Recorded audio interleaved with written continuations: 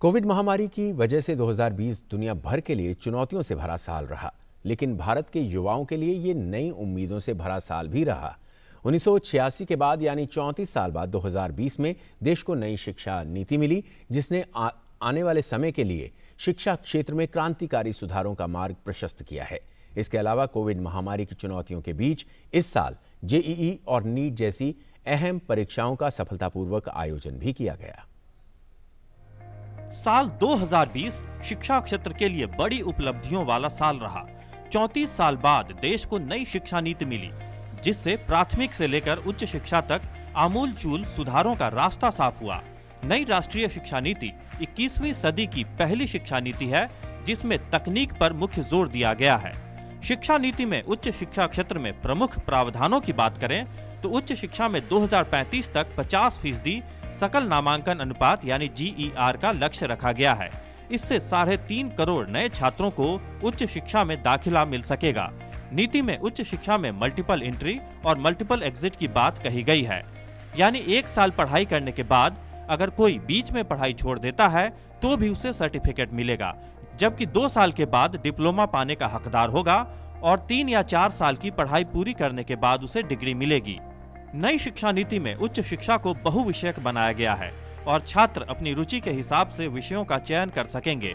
देश में गुणवत्ता परक शोध और नवाचार को बढ़ावा देने के लिए नेशनल रिसर्च फाउंडेशन NRF की स्थापना की जाएगी। नई शिक्षा नीति के तहत भारत में विदेशी विश्वविद्यालयों के लिए भी दरवाजे खोल दिए गए हैं, यानी दुनिया के प्रतिष्ठित विश्वविद्यालय अब भारत में अपने कैंपस खोल सकेंगे। दुनिया के शीर्ष 100 विश्वविद्यालयों को भारत में कैंपस खोलने की अनुमति दी जाएगी। स्कूली शिक्षा की बात करें तो स्कूली शिक्षा के बुनियादी ढांचे में बदलाव किया गया है और 10+2 की बजाय 5+3+3+4 यानी 15 साल की स्कूली शिक्षा की रूपरेखा तय की गई है।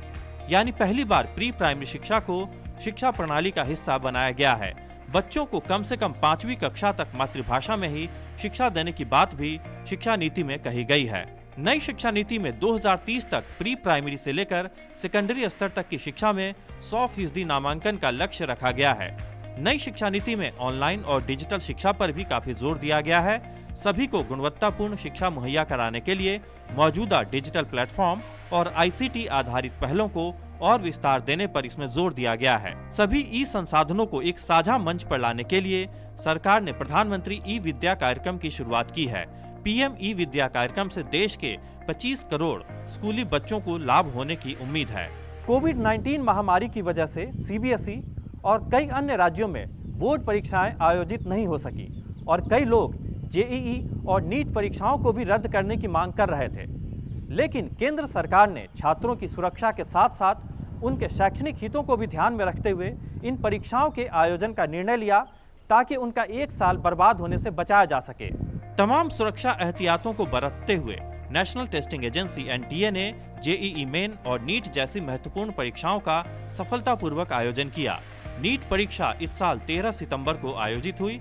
परीक्षा के दौरान सोशल डिस्टेंसिंग सुनिश्चित करने के लिए पिछले साल के मुकाबले इस साल परीक्षा केंद्रों की संख्या में करीब 50% वृद्धि की गई। सभी केंद्रों पर कोविड प्रोटोकॉल का पूरी तरह पालन करते हुए परीक्षा आयोजित की गई। इसके अलावा NTA ने 1 से 6 सितंबर के बीच जेईई मेन परीक्षा का भी सुचारू रूप से आयोजन किया। प्रतिष्ठित भारतीय प्रौद्योगिकी संस्थानों में दाखिले के लिए जेईई एडवांस परीक्षा 27 सितंबर को आयोजित हुई, जिसमें जेईई मेन क्वालिफाई करने वाले 1.5 लाख से अधिक छात्र शामिल हुए। गत 16 दिसंबर को शिक्षा मंत्री रमेश पोखरियाल निशंक ने जेईई मेन परीक्षा को लेकर बड़ी घोषणा की। शिक्षा मंत्री ने कहा कि अगले साल यानी 2021 से जेईई मेन परीक्षा साल में 4 बार आयोजित होगी। उन्होंने साथ ही ये भी घोषणा की कि 2021 में पहली बार जेईई मेन परीक्षा 13 भाषाओं में आयोजित होगी। निशांत सौरभ की रिपोर्ट, DD न्यूज।